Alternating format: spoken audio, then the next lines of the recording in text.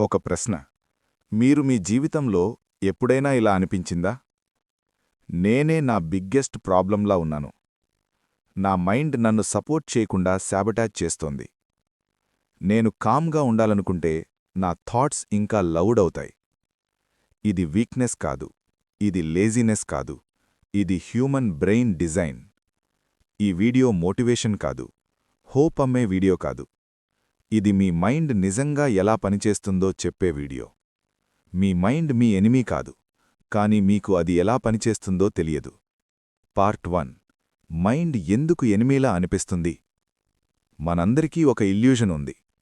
నా మైండ్ నన్ను డెస్ట్రాయ్ చేస్తోంది. కానీ ట్రూత్ ఏమిటంటే, మీ మైండ్ మిమ్మల్ని ప్రొటెక్ట్ చేయడానికి ఇలా చేస్తోంది. బ్రెయిన్ ప్రైమరీ జాబ్ డేంజర్ని ముందే ఊహించడం. ఏన్షియంట్ టైమ్స్లో డేంజర్ అంటే పులి, ఆకలి, శత్రువు. ఇప్పుడు డేంజర్ అంటే rejection, failure, judgement, future uncertainty. బ్రెయిన్కి డిఫరెన్స్ తెలియదు.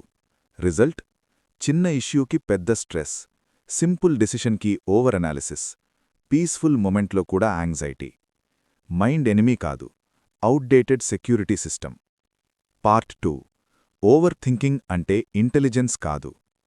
చాలామంది సీక్రెట్గా బిలీవ్ చేస్తారు, నేను ఎక్కువ ఆలోచిస్తున్నాను అంటే నేను స్మార్ట్. కాదు. Overthinking equals fear plus imagination. ఓవర్ థింకింగ్లో క్లారిటీ ఉండదు, ఓన్లీ లూప్స్. అలా అయితే, ఇలా అయితే, వర్స్ట్ కేస్. బ్రెయిన్ ఆన్సర్స్ కాదు జనరేట్ చేస్తుంది, థ్రెట్ సినారియోస్ జనరేట్ చేస్తుంది. Smart thinking clear, slow, intentional. Overthinking fast, emotional, uncontrollable. Difference తెలుసుకోకపోతే మైండ్ డ్రైవర్ సీట్లో ఉంటుంది. పార్ట్ 3. మైండ్ ఎందుకు సేమ్ పెయిన్ రిపీట్ చేస్తుంది? ఒక ఇంపార్టెంట్ ట్రూత్: బ్రెయిన్ హ్యాపీనెస్ కోరదు, ఫెమిలియారిటీ కోరుతుంది. అందుకే toxic relationships repeat, procrastination repeat, self doubt repeat. Brain logic simple: ఇది బ్యాడ్, కానీ నోన్.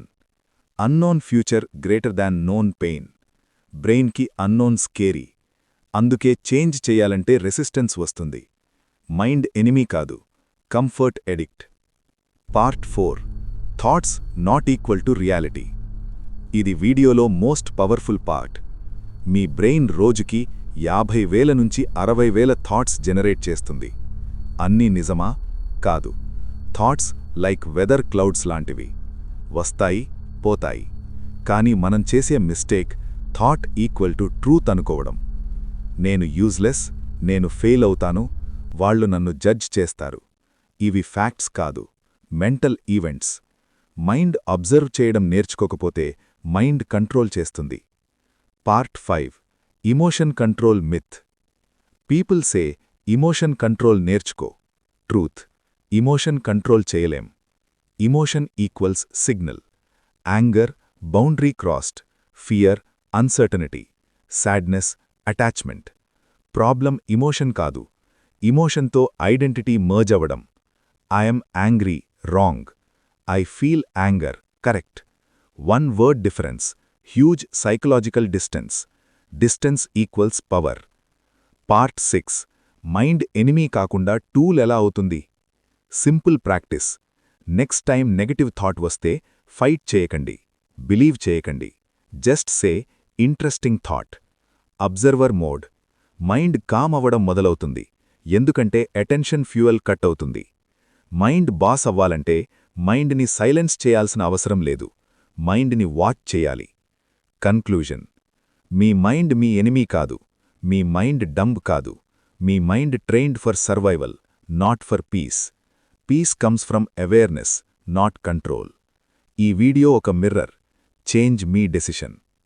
మీ మైండ్ని మీరు అర్థం చేసుకోవడం మొదలుపెడితే లైఫ్ స్లోగా షిఫ్ట్ అవుతుంది.